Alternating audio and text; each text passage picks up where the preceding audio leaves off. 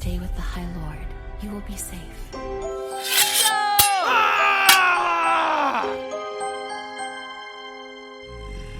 Humans have no say in the law of dragons. Bonjour et bienvenue dans le podcast Le Fond du Chaudron. Ici, on vous parle de failles, de dragons, de loups-garous et de sorcières, bref, des lectures de notre book club fantasy, pour la plupart en anglais et quelques-unes en français. Je suis Oriane et je me demande pourquoi le smut c'est cool en anglais, mais absolument affreux en français. Je suis Blandine et pour moi la romantasy, c'est de la fantasy. Salut, moi c'est Claire et je préfère quand les héroïnes savent lire. Quant à moi, c'est Lucie et j'aimerais bien que les protagonistes masculins aient d'autres pouvoirs que le contrôle des ombres. Merci, bisous. Le thème de cet épisode, c'est comment se mettre à la romantasy, en tout cas dans notre version. Donc, on va rapidement vous expliquer ce que c'est, démonter quelques idées reçues, vous donner des clés, des explications sur des termes que vous avez peut-être déjà rencontrés sans les comprendre. Et évidemment, il y aura plein de recommandations. Peut-être qu'avant de lancer la discussion, on pourrait se dire de quoi on parle. C'est quoi pour vous la romantasy Lucie, t'as l'air inspirée. Alors, pour moi, la romantasy, c'est très simple. C'est une romance dans un univers de fantasy. Point à la ligne. Voilà. C'est là où notre opinion diffère. Que pour la fantasy, évidemment, c'est d'abord et avant tout une fantasy. Alors, on peut discuter du setting de l'univers fantasy.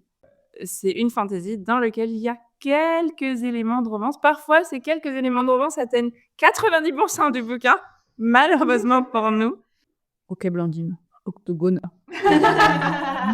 Du coup, si on définit l'élément fantasy de romantasy, La fantasy, c'est un genre littéraire à part entière où il y a notamment, normalement, des éléments magiques et c'est un monde alternatif, entre guillemets, au nôtre, où il y a des éléments magiques. ouais, le supernaturel, la magie, les mondes imaginaires et les créatures. Ok, merci. Oui, déjà, très bien. Oui.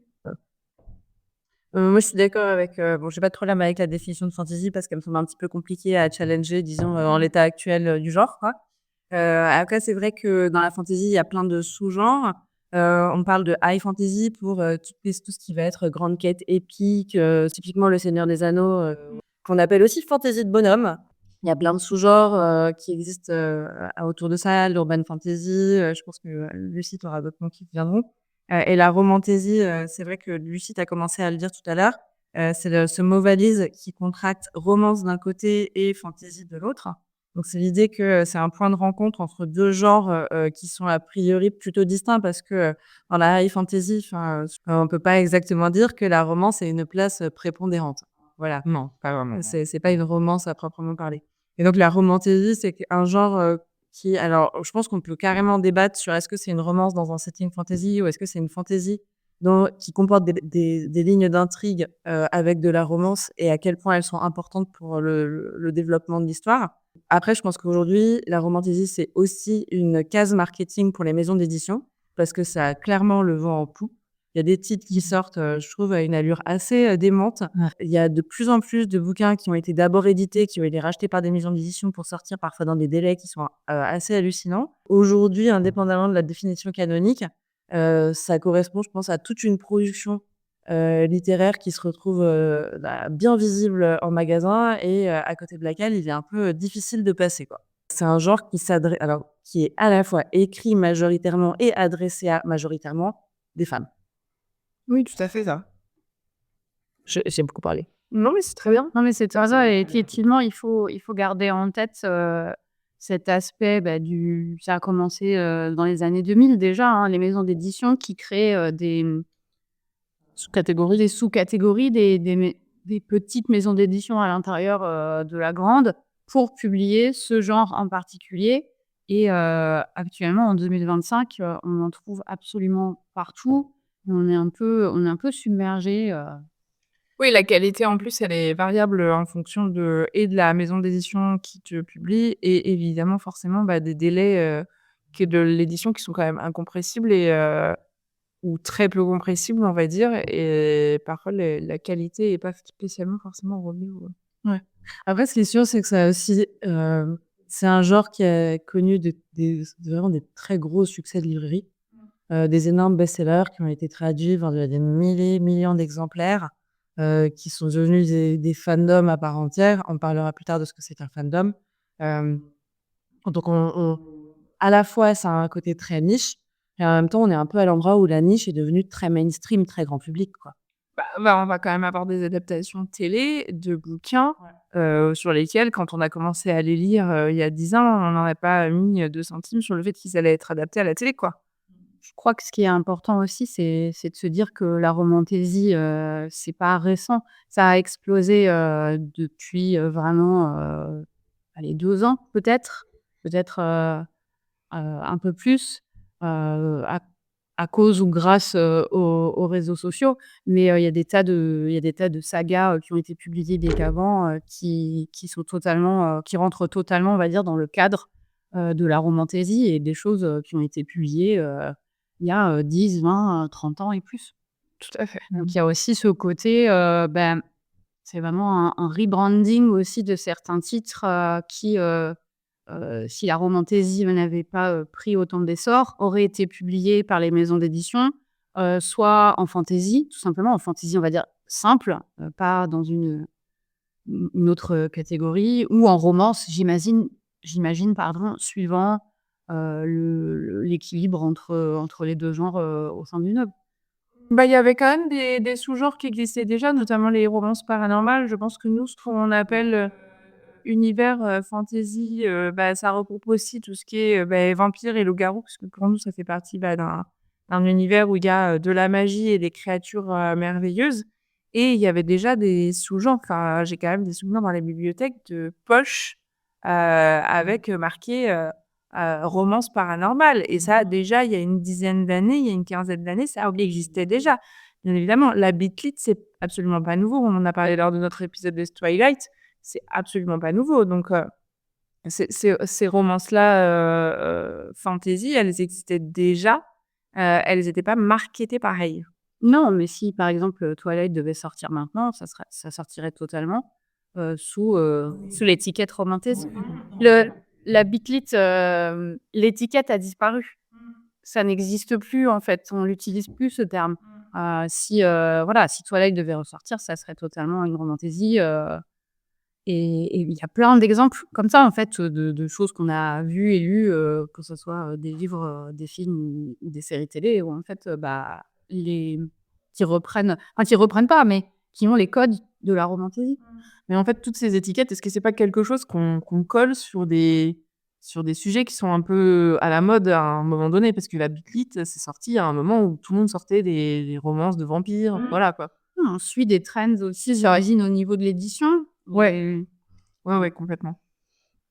Et clairement, ça a un impact, sur ce qu'achètent les gens puisque, si une grosse maison d'édition se dit, «Tiens, ça fait longtemps que, je sais pas, les vampires n'ont pas été à la mode», et on va demander aux auteurs, on va chercher des manuscrits dans ce sens-là.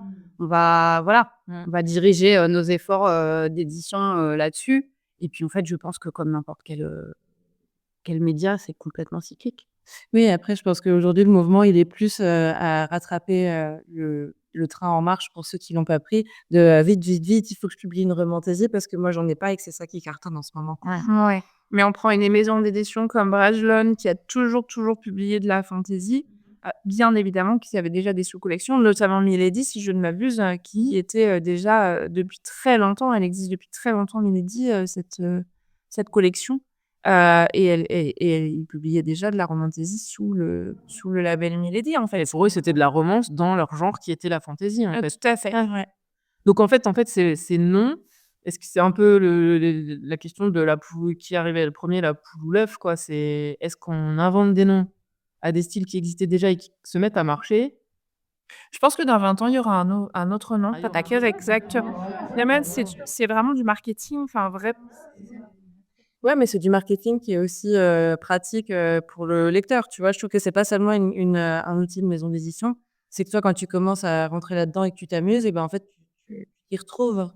Pour le lecteur non aguerri. Vraiment, je trouve. Après, ce que je trouve quand même très, très marquant, c'est que moi qui en lis quand même depuis très longtemps, et notamment, notamment Milady, enfin, le label Milady de Bragelonne, et voilà, et j'en lis vraiment depuis très longtemps. Moi, ce qui me marque énormément, c'est le succès actuel. C'est-à-dire que non seulement c'est marketé différemment, mais en plus, les moyens mis pour faire en sorte que ce soit maintenant des succès est quand même assez hallucinant. Déjà, effectivement, comme tu disais, Lucie, il y a carrément maintenant des maisons d'édition qui passent commande à des auteurs pour faire des romans de romantaisie. Et vraiment, il y a moi, ce qui me marque, c'est que le genre que je lisais il y a déjà 10 ou 15 ans, maintenant, ma mère, elle m'en parle, tu vois. Non, mais je veux Et dire, Blandine, elle est branchée en ce moment, elle en profite, elle lira encore ça dans 20 ans quand tout le monde sera passé à autre chose. C'est à ça, elle a un momentum là, tu vois. C'est maintenant pour elle. Baba, c'est moi, en fait. J'ai plutôt l'effet inverse. Non, mais en vrai, j'ai plutôt l'effet inverse. Je suis là, je fais, mais attendez, c'était mon précaré, c'était mon petit. J'étais casse, j'étais là, presque vous frems. Arrêtez d'y toucher, vous faites n'importe quoi. Non, mais vraiment, ce qui me marque, c'est le succès. Et alors, du coup, moi, la question que j'ai envie de vous poser, c'est par rapport quand même à cette espèce de déferlante de livres du genre à laquelle il est difficile d'échapper, puisque les livres, ils sont quand même bien visibles. On parle de tête de gondole, de trucs comme ça, etc. Est-ce que vous auriez envie qu'on regarde ce qui peut faire que les gens n'ont pas envie de s'intéresser à ça? Eh bien, moi, la remarque qu'on me fait le plus souvent, c'est que les mondes ont l'air vraiment trop compliqués, quoi.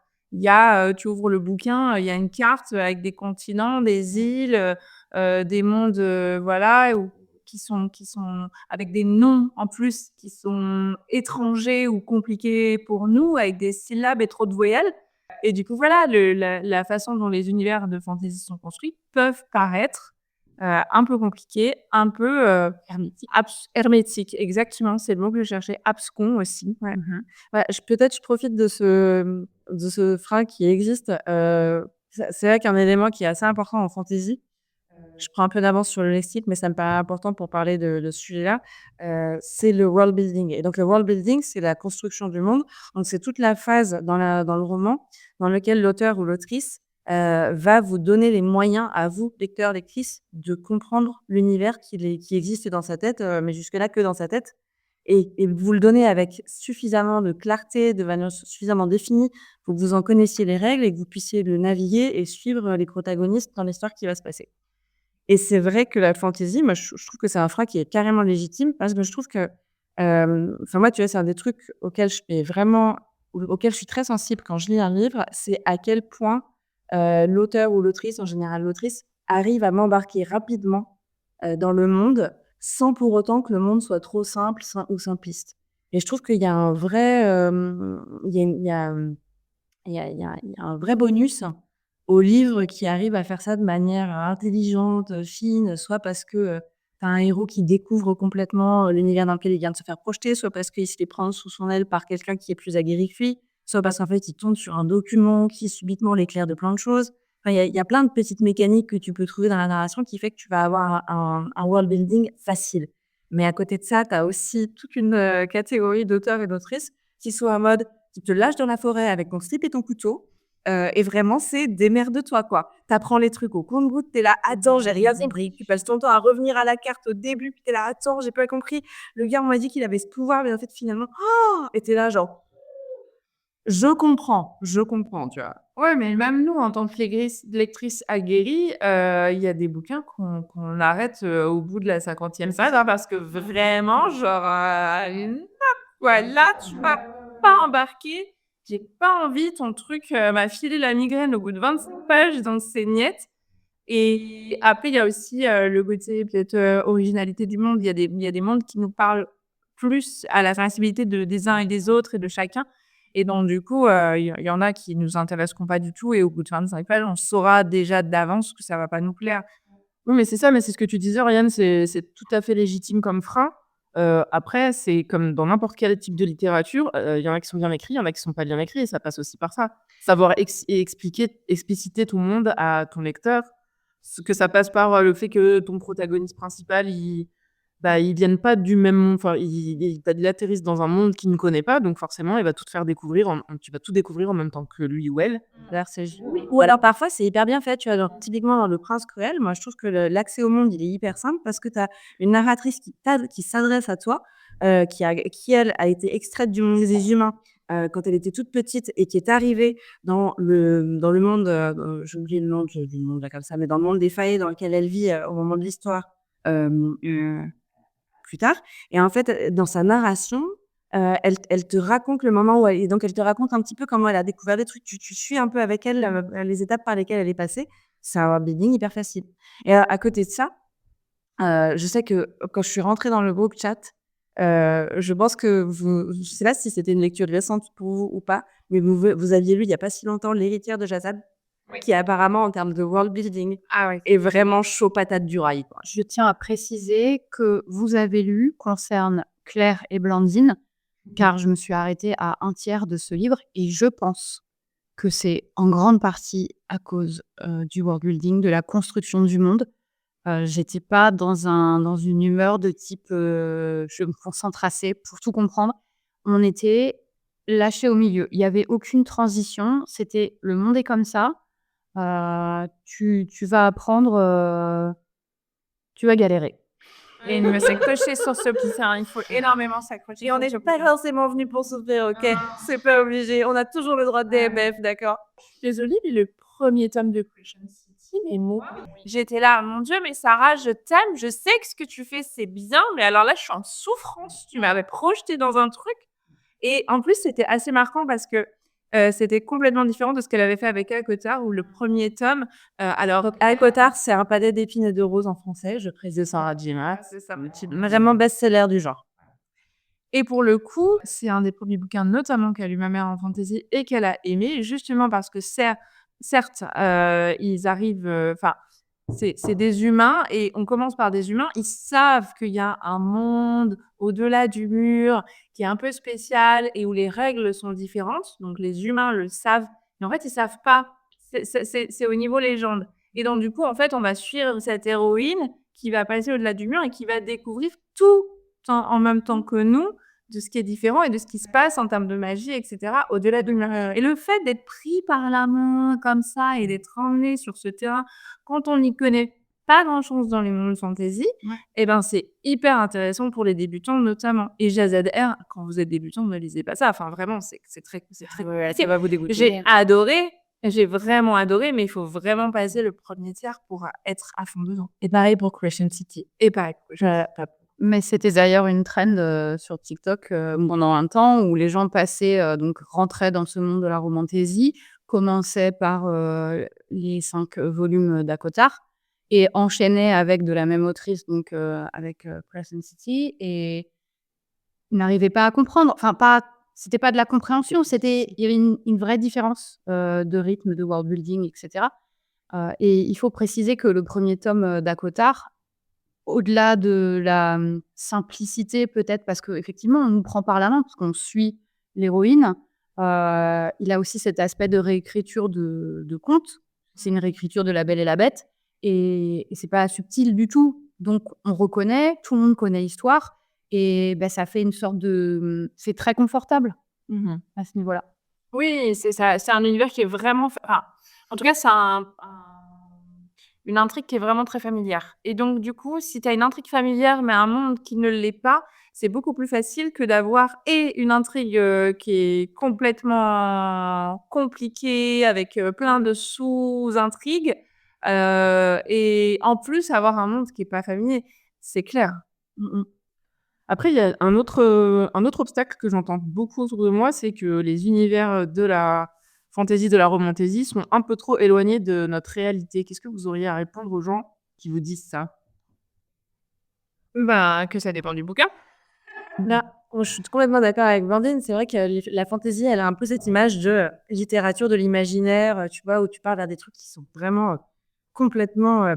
tu pars dans des mondes qui n'existent pas, et où les règles sont complètement différentes. Alors, c'est vrai, mais tu as aussi des sous-genres de la fantasy. Je pense à l'urban fantasy en particulier, où tu es un peu à la croisée de notre monde à nous et et de monde fantasy. Crescent City, on en a un petit peu parlé tout à l'heure, c'est un super bon exemple de ça. Les héros, ils ont des téléphones portables, j'adore. Enfin, franchement, c'est génial, quoi. Dans le genre, Harry Potter, que je ne l'ai pas présenté, je pense que c'est bon. C'est une fantasy qui est hyper proche de la réalité aussi. Oui, parce qu'elle est ancrée aussi dans le monde des humains, puisque Harry a grandi chez les Moldus, donc C'est non, les moldus. c'est non. Si on rebondit sur les sorciers, de façon générale, toutes les fantaisies où il y a un peu de sorcellerie, c'est assez simple. C'est-à-dire c'est toujours mis dans un univers qui est le nôtre, mais où juste des femmes ou des hommes ont des pouvoirs magiques. Et donc après, à partir de là, tu peux broder. Tout le monde sait ce que c'est un démon parce que tout le monde a vu Buffy, parce que tout le monde... voilà. Et donc du coup... Tout le monde a lu la Bible. Tout le monde a lu la Bible. Donc voilà, il y a un bon bouquin que Lucie m'a fait lire l'an dernier qui était A Witch's Guide to Fake Dating a Demon. Alors pardon pour mon accent qui est complètement catastrophique. Qui est très bien. Il est génial et l'univers est très simple. Voilà. Et c'est assez proche de notre réalité. Elle va au travail, elle cuisine, assez mal d'ailleurs. Elle a des soucis relationnels avec ses tantes. Enfin, très clairement, on est sur quelque chose qui est très proche de notre réalité. Et alors, attendez, après, ça dépend aussi. Quand on dit réalité, est-ce qu'on dit aussi vraisemblance? Parce que tu as aussi toute une partie de la fantasy qui se passe dans des univers qui sont proches des nôtres, pas forcément actuellement, mais de ce qu'ils ont été à un moment donné. Ça peut se passer dans d'autres pays en étant assez fidèles aux cultures, etc. Ça peut se passer dans alors, je pense à Divine Rivalité, qui est dans un setting qui est très proche de la Première Guerre mondiale, si je dis pas de bêtises, dans lequel on a fait une bulle qui est excellente. Évidemment, allez l'écouter. The Familiar, le familier de Lee Bardugo qui se passe en Espagne et qui est très documenté de toute évidence sur le plan historique. Donc, ok, on se parle de toute façon d'une littérature dans laquelle il y aura des éléments paranormaux, magiques, etc. Mais il peut quand même y avoir un ancrage dans une réalité, soit moderne, soit historique. Tout à fait. Après, si, c'est sûr que si ce que tu cherches, c'est vraiment de l'expérience, disons, réel, réaliste, etc. Je pense qu'il vaut mieux que tu ailles lire Intermezzo de Salieri, par exemple, tu vois? Après, il y a un autre truc qui fait un peu peur aussi, c'est que souvent les livres en fantasy sont gros, ils font souvent plus de 500 pages, ou alors c'est des longues séries de plusieurs tomes qui sont pas forcément terminées. Donc, quand on se lance dans un projet de saga, on ne sait pas quand est-ce qu'on va pouvoir le finir parce qu'on va peut-être attendre le dernier tome, voilà. Sarah J. Maas, si tu nous entends, George R.R. Martin, si toi aussi tu nous entends. Georges, s'il te plaît. est-ce que vous, par exemple, ça vous bloque la taille d'un livre? Jamais. Aucune taille ne me bloque. C'est pas la taille qui passe. C'est pas la taille qui compte, c'est le goût. Amanda lire. Non, mais moi, je suis tout à fait d'accord avec vous, Blondie. Il faut préciser quelque chose. Blandine ne peut pas être intimidée par la taille puisqu'elle lit presque exclusivement sur liseuse. Oui, c'est ça. Déjà, on n'a pas cet obstacle. Quand on lit sur liseuse, j'avoue, petite pub pour les liseuses, tu te rends pas du tout compte que tu lis un pavé énorme. Tu te fais moins mal au poignet en le tenant dans ton lit le soir. Objection, classe, objection. Non, ça dépend. Non. Bah, moi, j'ai une objection, c'est que quand tu lis sur ta liseuse et que tu es sur un pavé, quand même, tu les vois que les pourcentages, ils diminuent. Je tiens à préciser que dans les paramètres de chaque liseuse, vous pouvez enlever l'affichage des pourcentages, la barre de progression, le nombre de pages, mais sans Le nombre de minutes qui te restent dans le lit. Mais non, parce que c'est tout ce qui nous reste de la matérialité du livre, Lucie. On ne voit pas les pages, tu vois, diminuer d'un côté ou de l'autre pour nous dire où nous en sommes. Là, c'est pavé de 1200. Tu sais jamais si tu dois prévoir un futur bouquin alors que tu es dans le milieu de tes 5 heures de train, si tu risques de finir ton bouquin. Et en fait, tu as quand même sérieusement besoin des pourcentages pour savoir à quel point tu prends l'autrice au sérieux sur ce qu'elle est en train de te raconter. On ne cale pas la même chose à 30% d'un bouquin et à 90%. Peut-être, ça n'empêche pas certaines personnes ici présentes de DNF des livres à 90%. Non, moi, je suis moyen d'accord avec ce que vous avez dit parce qu'en fait, quand je suis emportée dans une histoire à ce point, je veux juste que ça s'arrête pas. Donc, plus il y a de pages et mieux c'est. Oui, donc Claire, elle n'a pas ce problème. On a bien compris. Les sagas trop longues, nine. Aucun problème. La stamina. Alors déjà, d'une, je peux comprendre que ça puisse être un frein. De deux, il m'arrive quand même à certains moments de dire non, là, j'ai pas du tout je suis pas du tout dans dans le bon état d'esprit pour lire une série.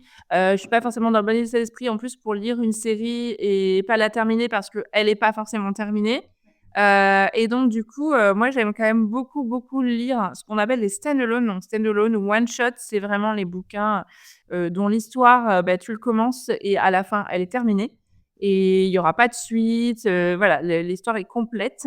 Oui, ou alors ça peut aussi être des sagas dont les tomes peuvent être lus indépendamment et être parfaitement compris. Tout à fait. Enfin, c'est des séries, mais c'est pas une saga. Est-ce que tu as des exemples de stand-alone à nous conseiller? En autrice française, il y a une jeune femme qui s'appelle Tiff Artist et qui a notamment sorti un stand-alone qui s'appelle Elvira. Alors, qui va des clans unifiés. Donc, c'est toujours un peu particulier les noms en français. Et en fait, je l'ai trouvé assez intéressant, ce bouquin, parce que, bon, déjà, il est tout seul. Donc, il y en aura pas d'autres alors, il y en aura peut-être d'autres dans le même univers, mais en tout cas, son histoire à elle, à cette héroïne, elle est terminée, etc. C'est un univers qui est un peu différent de ce qu'on a l'habitude de lire. C'est les steppes, le froid, la glace. Enfin, c'est assez sympa. Et en plus, pour ne rien gâcher, les protagonistes n'ont pas 18 ans. Ils ont la trentaine d'années. C'est vieux. Et c'est assez chouette. Et l'héroïne, en plus de ça, n'est pas une guerrière badass. Ça change. Et ça change et c'est hyper intéressant.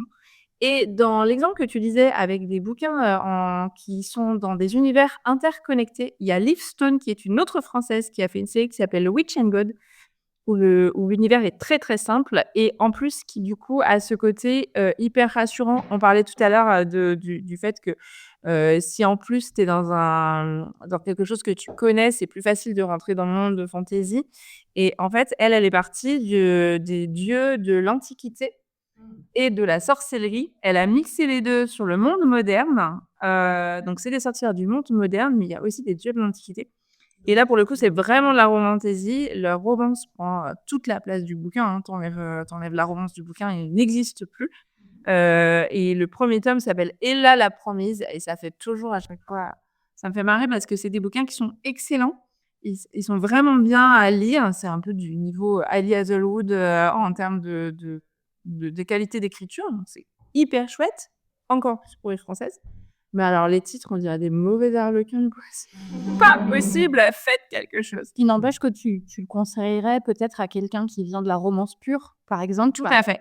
Et qui voudrait quand même essayer la fantasy. Là, on a un stand-alone où la romance est quand même prépondérante, ce qui est quand même vachement intéressant quand on aime la romance. Est-ce que vous avez d'autres exemples comme ça pour quelqu'un qui viendrait de la romance, justement?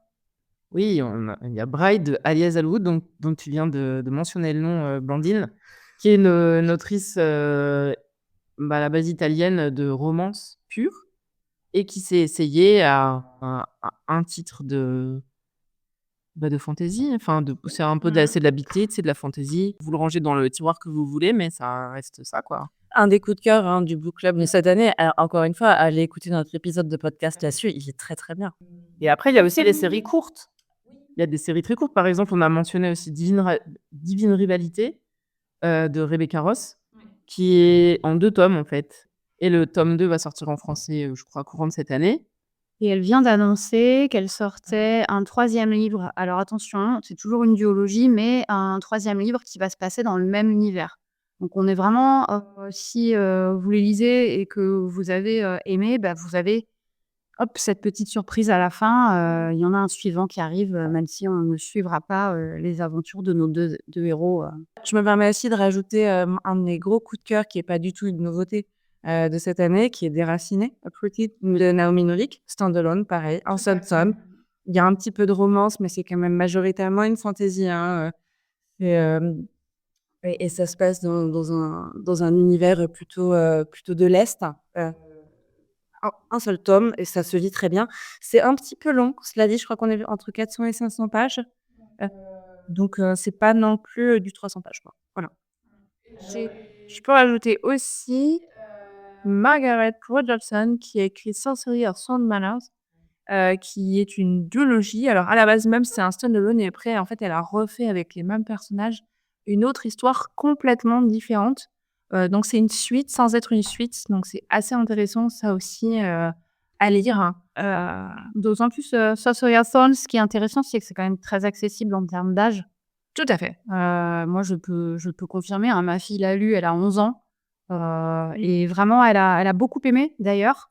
Le 2e tome est pas encore traduit en français, il me semble, et elle l'attend avec impatience. Elle a vraiment aimé, cet univers qui était C'est génial. ça peut être pas mal pour les personnes, pour qui la romantaisie, a un peu trop de scènes, Explicite, hein. explicites. Voilà, c'est vrai que c'est quelque chose, c'est une des caractéristiques de la romantaisie, en tout cas celle qui est marketée et vendue en ce moment.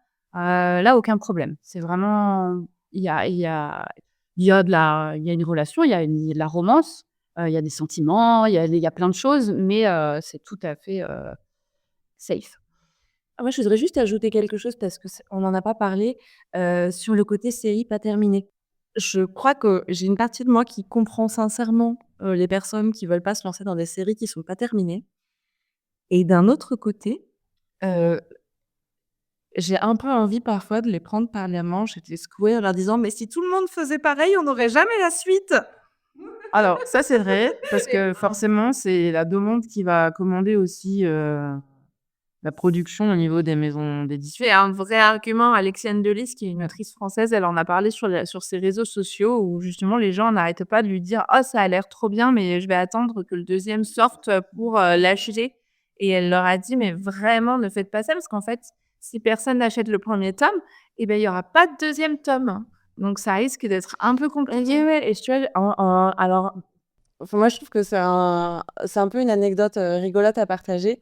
Mais là, dans le contexte dans lequel on enregistre ce podcast, c'est qu'on est quelques jours après la sortie du tome 3 de la série The Empyrean de Rebecca Yarros. Alors, en anglais, on est vraiment désolé pour les lectrices, françaises.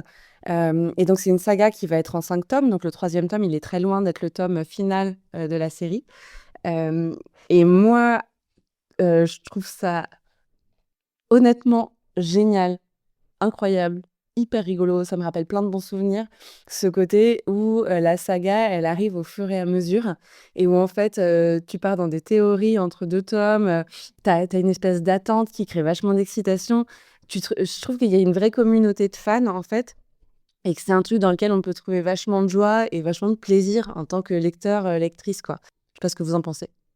Ouais, je suis d'accord et puis en plus, cet argument de les séries pas terminées, blablabla, mais en fait, moi, ma vie, elle s'arrête pas quand j'ai fini un bouquin, j'en lis un autre. Donc je lis plusieurs séries pas terminées en même temps, mais c'est un travail au long cours, en fait. Ça va durer des années et je suis toujours contente de retrouver, le tome suivant de telle série. Donc là, on lit effectivement Onyx Storm, de Rebecca Yarros.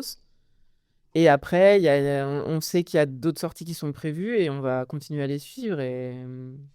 Alors après, moi, je suis aussi une énorme bingeuse de sagas terminées, hein. Tu vois, genre Throne of Glass, je l'ai lu en 15 jours, donc quand même une saga en 7 tomes.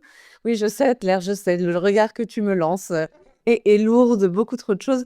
Mais c'est pour dire que je trouve qu'on peut trouver du plaisir dans les 2 configurations, mais moi, je trouve que l'argument de, en fait, à un moment donné, les auteurs et les autrices ont besoin de trouver leur public pour que les sagas, elles avancent, bon, bah, c'est une réalité, quoi. Oui. Quand même. Public, il fallait. Moi, je pense que je suis vraiment en plus très particulière sur le sujet, c'est que je suis la spécialiste de ne lire que les premiers tomes. Faut quand même le savoir. Ma pile à lire, elle est remplie. Dis la meuf qui DNF quasiment jamais, quoi. Ouais, c'est vrai. T'as lu le premier tome et après, ça lui a pas plu, elle lit pas le deuxième.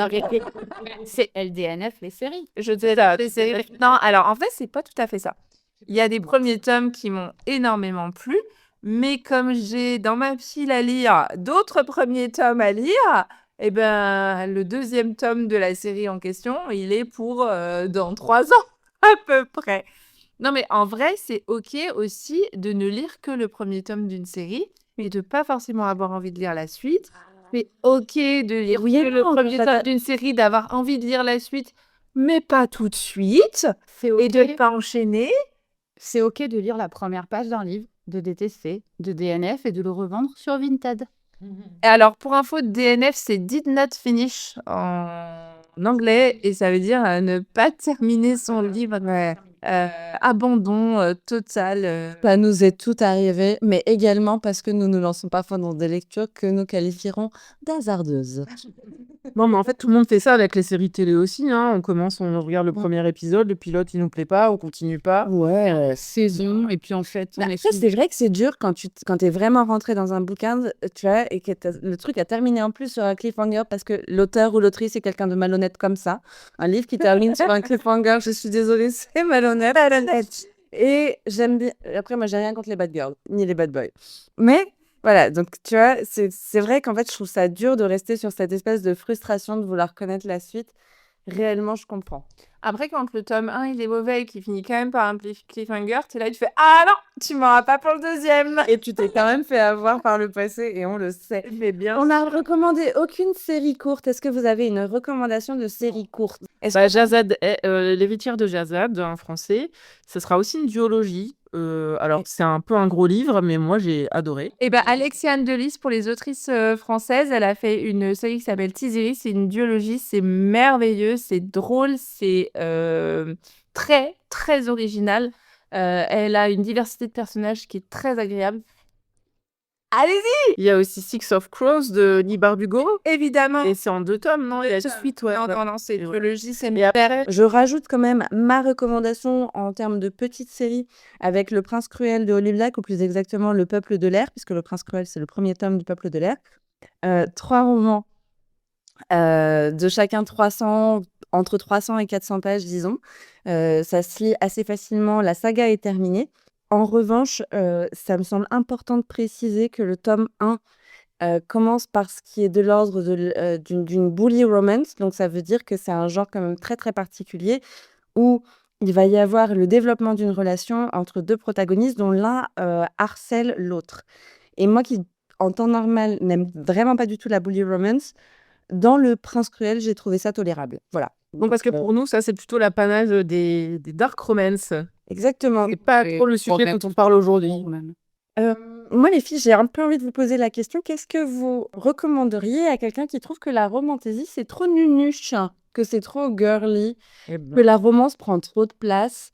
Est-ce qu'il existe quelque chose qui, sans être complètement de la fantaisie de bonhomme, n'est pas de la romantaisie, disons, trop romantaisie? La 9e maison de Lee Bardugo. C'est tout pour nous. C'est une trilogie dont les 2 premiers tomes ont été publiés.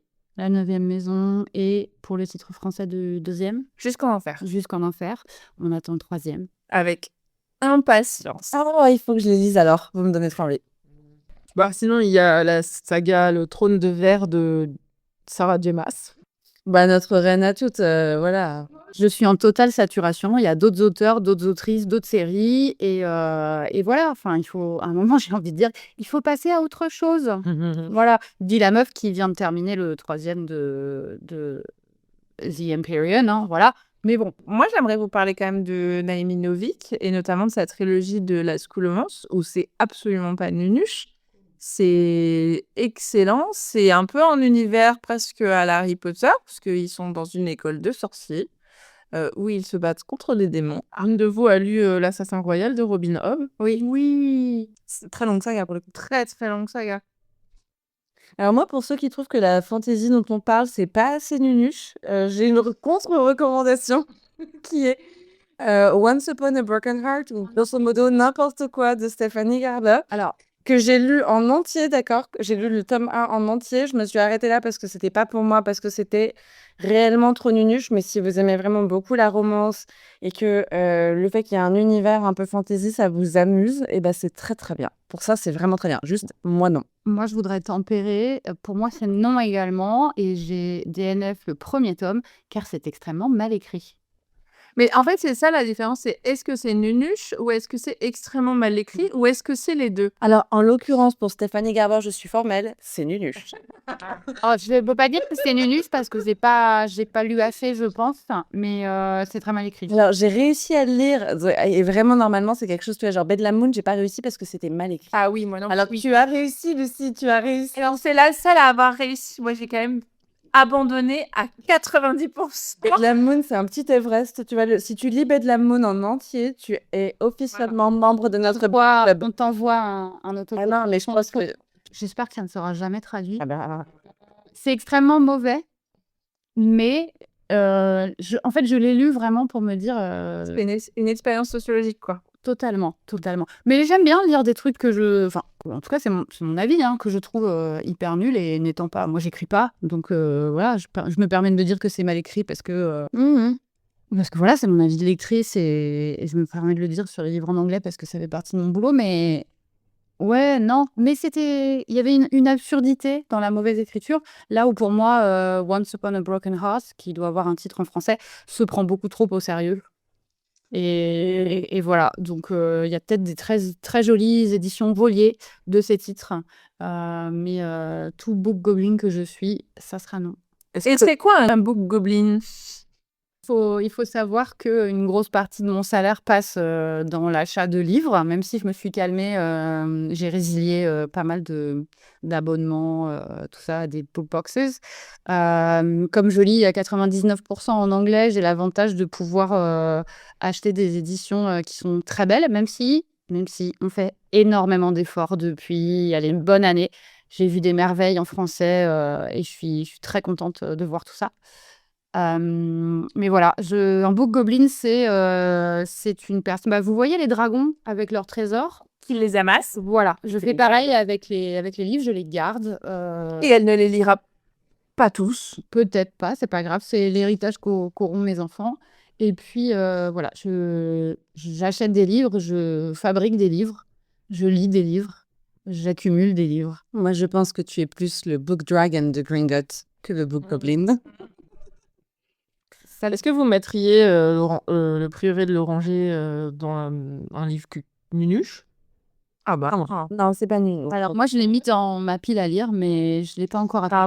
Pour Oriane, il a été trop hypé, il y a trop de bonnes choses dites dessus. Et alors, au-delà du nunuche, on lit quand même beaucoup de livres où il y a une énorme, surtout depuis ces dernières années quand même, composante de smut. Alors le smut, ce sont des scènes de sexe explicites dans un livre. Smut qu'on appelle aussi spice, parfois sur les réseaux sociaux. Spice, smut, c'est la même chose. Exactement. Et il y a des gens que ça bloque complètement et qui n'aiment vraiment pas du tout. Et on respecte. Est-ce qu'on a des recommandations pour les personnes qui préfèrent ne pas lire ce type de scène? Mais évidemment, on peut privilégier tout ce qui est dans la catégorie Young Adult. On a fait référence au Prince Cruel, on a fait référence à Sorcery of Thorns, on a fait référence à pas mal de choses déjà de titres ici. Naomi Novik, ça marche très bien pour ça aussi. Tout à fait. Absolument, absolument. Les Libar Dubo, La 9e maison et Jusqu'en enfer. En revanche, si vous trouvez qu'il n'y a pas assez de spice, Ouais, mais en fait, non. comment ça non? En fait, on rigole beaucoup sur le fait que moi, j'aime bien les scènes de smut, etc. La vérité, c'est que j'aime bien quand ça sert vraiment le propos et qu'on est sur un roman adulte avec 2 adultes consentants ou plus. Hein. Et donc, la vérité, c'est que moi, si ça sert, entre guillemets, parce que des fois, c'est un peu gratos, mais si ça sert le propos du bouquin pour montrer que, bah oui, en fait, les protagonistes, ce sont des êtres sexués et sexuels, j'ai pas de problème à lire ce genre de scène. Après, en vrai, quand l'héroïne, elle a 17 ans, la vérité, je suis OK pour qu'il n'y ait pas de scène de sexe. C'est du young adulte, c'est OK pour moi que ce soit behind closed door ou que ça n'ait carrément pas lieu du tout et qu'on soit juste sur une tension. Vraiment, vraiment, j'ai aucun problème là-dessus. Je lis quand même beaucoup, beaucoup de young adultes et je suis pas là en train de me dire « Ah, ça aurait été encore mieux avec du cul, quoi !» Bah, non, je suis pas là pour ça. Je suis là pour le récit, je suis là pour l'intrigue. S'il s'avère que l'intrigue, elle appelle à des scènes de sexe, et bah OK, ça reflète la réalité de relations entre 2 adultes consentants. Alors attendez, parce que ce serait quoi votre reco où vous trouvez qu'il y a un super bon dosage entre d'un côté du spice qui est quand même du bon spice, mais qui est quand même vraiment au service de l'intrigue? The Book of Azrael. Ah, intéressant, que je viens de finir, juste avant A Fate in Teen Blood. Pour moi, c'est une de mes meilleures lectures de 2024. Ouais, j'ai mis un truc comme 4 sur 5 en étoile sur Storygraph. Et en fait, j'ai beaucoup, beaucoup aimé ce livre et j'ai trouvé que la fin, aurait pu se suffire à elle-même et donc du coup, j'ai même pas percuté qu'il y avait un deuxième tome. Et si.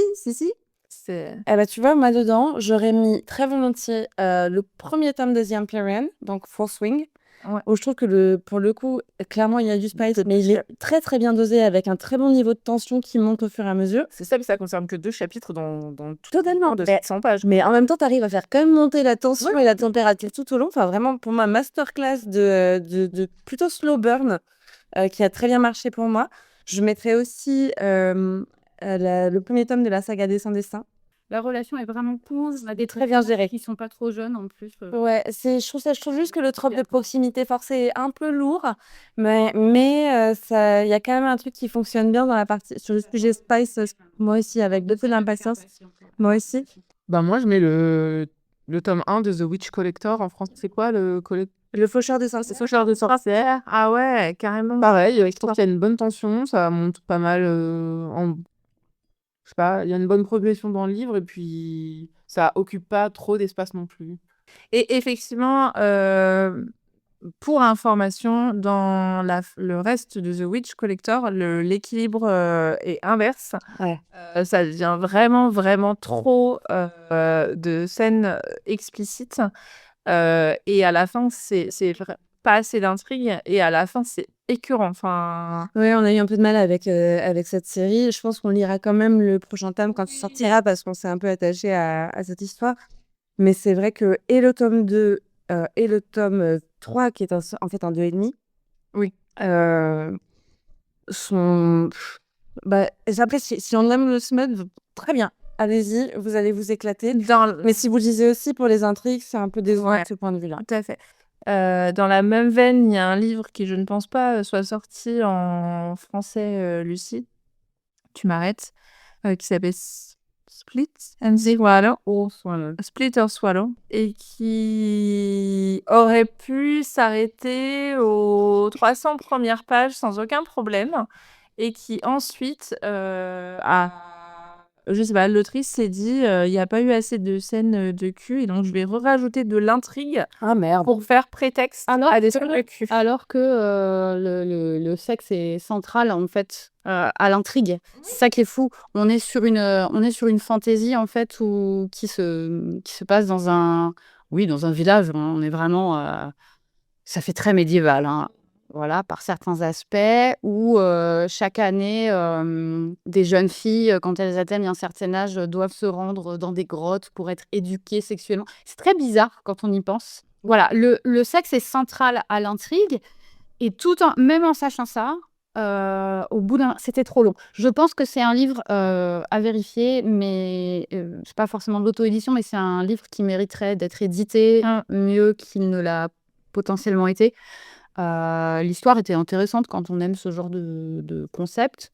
Et oui, c'était très répétitif à la fin. Et c'est vrai que je le conseillerais pas vraiment, dans le sens où je me suis un peu ennuyée et j'ai vraiment Tout à fait. lu la fin en diagonale. Alors pour les gens qui ont envie de lire des trucs un peu plus dans l'érotique et compagnie, ça peut être pas mal. Mais ouais, peut-être pas celui-ci. Non. Effectivement.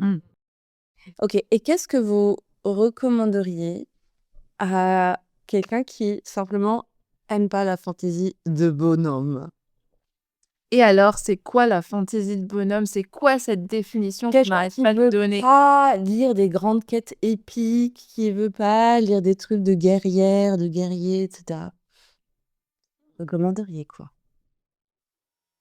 Est-ce qu'on a des cosy fantasy Sans même parler de ça.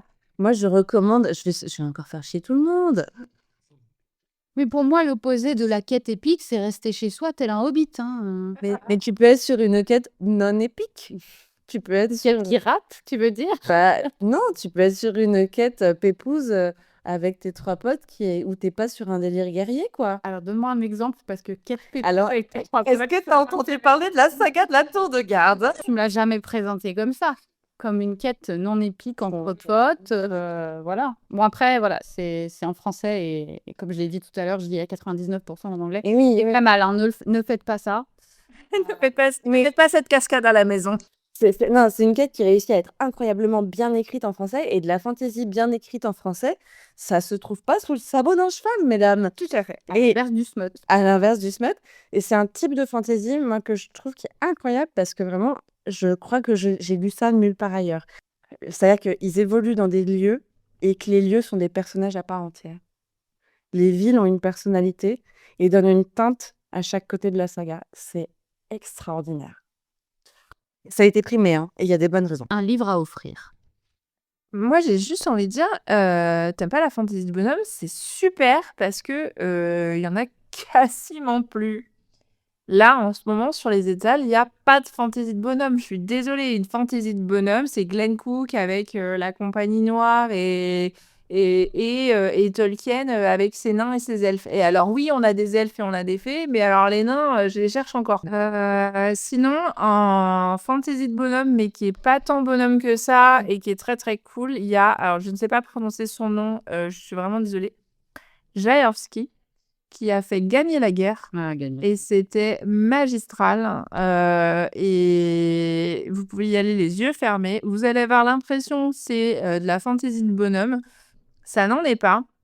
Et alors, c'est sûr, c'est pas de la romantisée.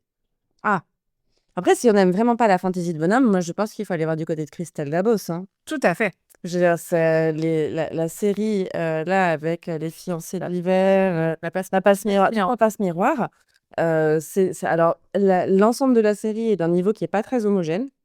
Les premiers tomes sont plutôt très bons. Les derniers, un peu plus discutables. On passe quand même cependant un très bon moment. C'est écrit en français. Zéro, à aucun moment, c'est de la fantaisie de bonhomme. Absolument pas. Et c'est très chouette. C'est très Très, très chouette. chouette. Il y a un beau mariage arrangé. Ouais, bah, Il y a la proximité forcée à certains moments. Ça nous amène un peu à notre thème suivant. Tout à fait. Pour terminer cet épisode, on voudrait vous donner quelques infos sur tout ce qui est lexique par rapport à la fantaisie, la romantaisie, surtout si vous fréquentez les réseaux sociaux comme Booksta, comme BookTok. Vous allez voir des acronymes, des mots, du franglais, plein de choses qui vont être utilisées. Alors, on a expliqué certaines choses pendant cet épisode, mais voilà, on voudrait faire un petit rappel, une petite fiche de révision. Attention, il y a un terreau après. Bah, puisque tu as décidé de le faire sous forme d'interro, moi, vas-y, j'attends les questions. Ah ouais, très bien. Alors, on a expliqué qu'est-ce que c'était que le world building. Ariane, est-ce que tu sais ce que c'est qu'un FMC ou un MMC? Hyper facile, Claire. SMC, c'est le personnage principal féminin. Le MMC, c'est le personnage principal masculin. Le prota Ah. et le proto. Non. La prota et le proto. C'est quoi un trope, Claire? Ben, un trope, c'est une ficelle narrative, non? Un quoi? C'est ça, rien. Un schéma narratif en français. Quelque chose qu'on va Donc c'est quelque chose, ouais, voilà, qu'on va retrouver de manière assez cyclique et peut-être un peu trop ces derniers temps dans la romantaisie qui sort, comme on a dit tout à l'heure en masse. des exemples de toi. Alors, par exemple, en trope, on a forced proximity, donc en français, la proximité forcée. Donc, par exemple, il va y avoir qu'un seul lit et les deux protagonistes. Dans les autres tropes, donc on a parlé de la proximité forcée. Dans les autres tropes, on a les enemies to lovers, friends to lovers, etc., etc., etc. Toutes les variantes de to lovers. Donc enemies to lovers, c'est vraiment les deux protagonistes qui, à la base, se détestent et finissent par tomber amoureux. Soit par le biais parfois d'un mariage arrangé, parfois de la proximité forcée. Parfois, souvent par la proximité forcée, en fait, hein, on va pas se mentir. Ils sont obligés de s'allier pour arriver à leur fin et en fait, ils s'aperçoivent que l'un et l'autre sont pas assez terribles que ça. Et puis, il y a les Friends Lovers, donc les amis qui deviennent des amants aussi. On voit assez peu, j'ai l'impression, sur la fantaisie. Non, en plus, c'est plus un truc de romance, ça. Mais ça existe aussi. Ouais. Ça existe partout. Tout existe. Ouais.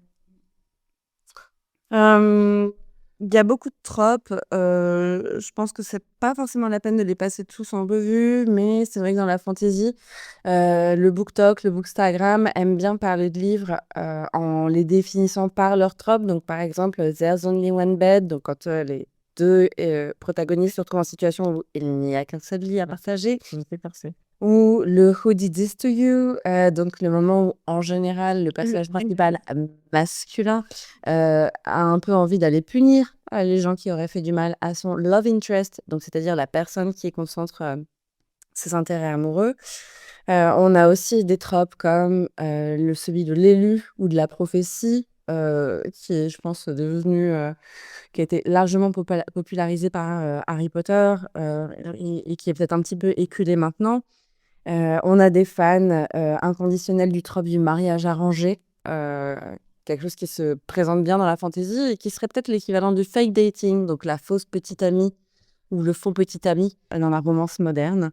On a évidemment le age gap, ou le he falls first, donc il tombe amoureux en premier, ou he falls harder, il tombe amoureux mais beaucoup plus fort. Tout existe dans les tropes et je pense qu'on aime bien découvrir ceux qui nous font vibrer personnellement. Je reste une inconditionnelle du triangle amoureux. Moi, j'aime bien la force proximité. Et toi, Claire? Ouais, force proximity, c'est pas mal. Les mariages arrangés, moi, autant je déteste ça dans la vraie vie, autant je trouve ça fonctionne bien dans la romance. Tout à fait. Mm. Et toi, Lucie, un trope Mhm. préféré?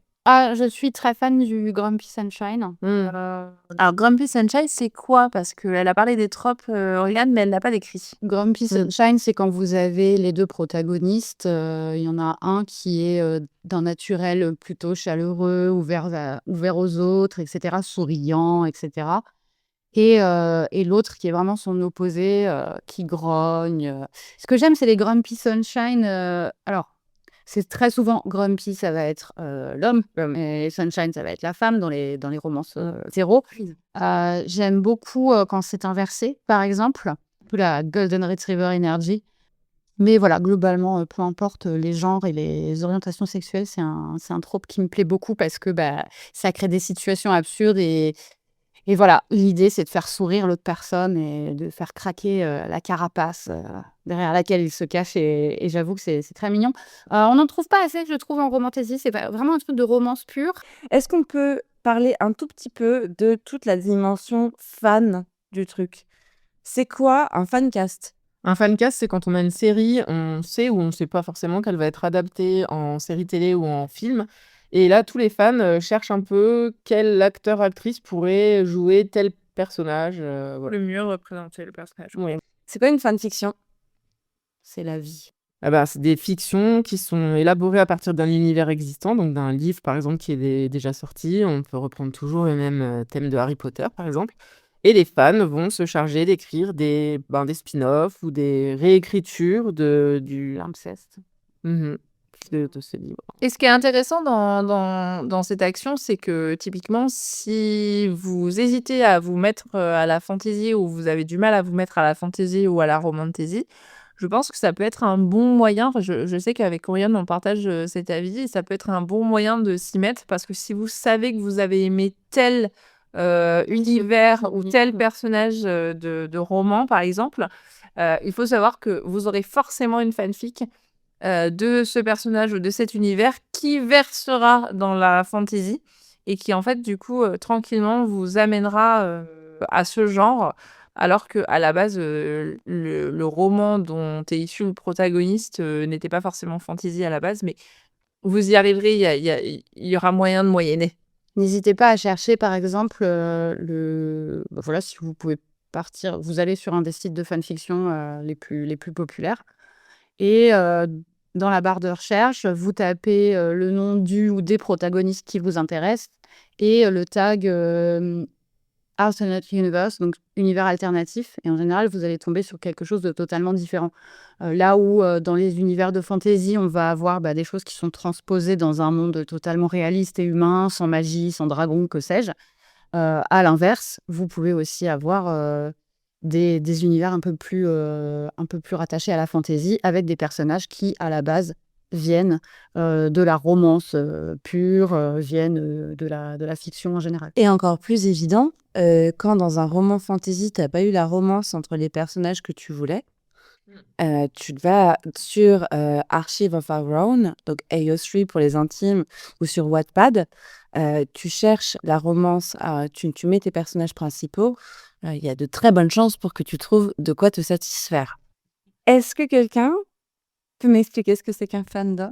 C'est l'univers qui entoure une œuvre. La fandom, c'est ce qui regroupe tous les fans et c'est un terme très très vaste. C'est voilà, c'est tous les gens qui sont fans. C'est un mot valise entre fan et kingdom. C'est l'univers, le royaume des fans d'une œuvre spécifique.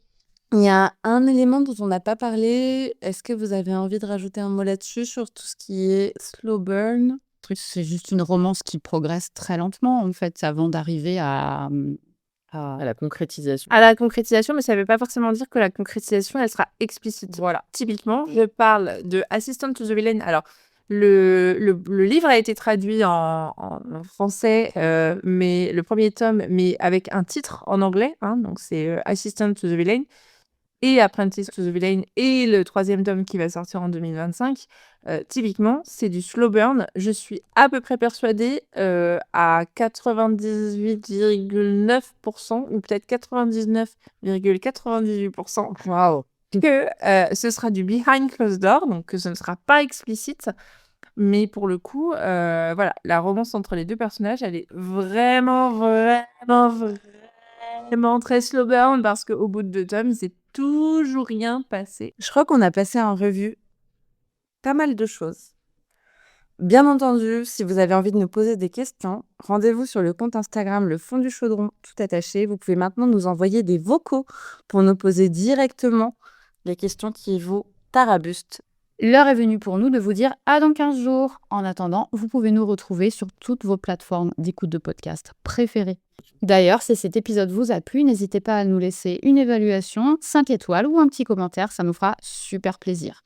Si vous souhaitez réagir, vous pouvez nous retrouver sur Insta, suivez le compte Le Fond du Chaudron. Et bien sûr, si vous connaissez quelqu'un qui n'ose pas se mettre à la romantaisie, faites-lui découvrir cet épisode, évidemment. Prenez soin de vous, n'oubliez pas de lire les livres qui se trouvent déjà dans votre pile à lire, et à bientôt!